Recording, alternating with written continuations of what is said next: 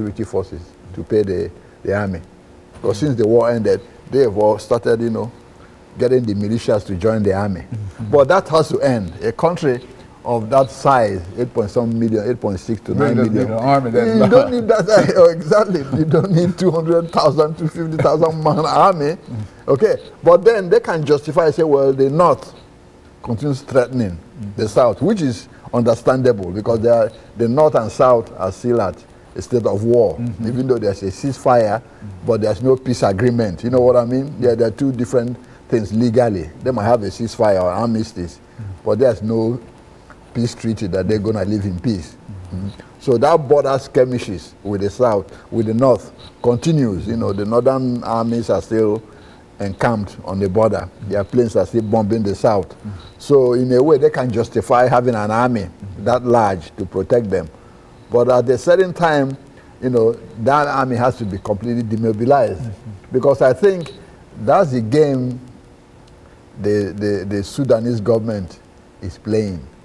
Now, Bashir, the president of Sudan, and his, you know, people say, well, even if they have a republic, it will be chaotic over there. We don't think there'll be peace or anything there. And that's part of the plan of the Sudanese government to keep the South destabilized. Okay? So this kind of keeping the country on a war footing is a way of draining the resources. The South needs to develop itself.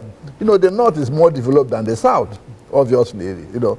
So keeping an army of 250,000, 200,000 and paying them half of the country's budget is a way of keeping the South poor.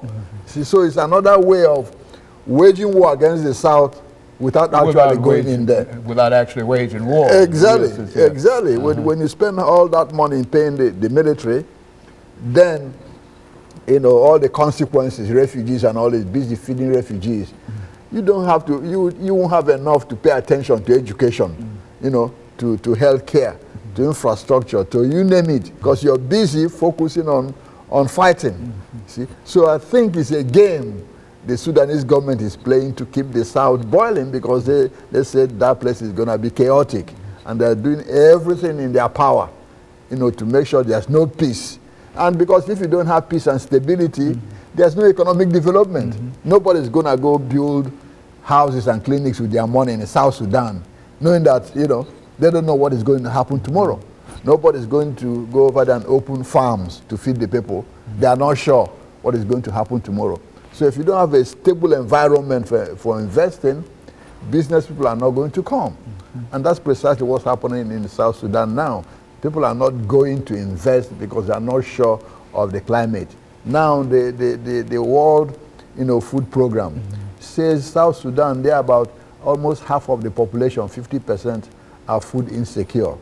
That means 50% of them can starve if the United Nations World Food Program does not bring food to South Sudan. Dr. LMadu, we're going to have to deal with this more later on, but for the time being, this is certainly some eye-opening information in reference to what is going on in Sudan as well as South Sudan, because the motive really is behind Sudan in reference to making sure that there is no second independence for South Sudan.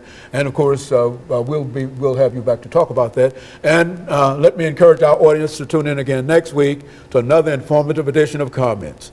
Thank you and good morning.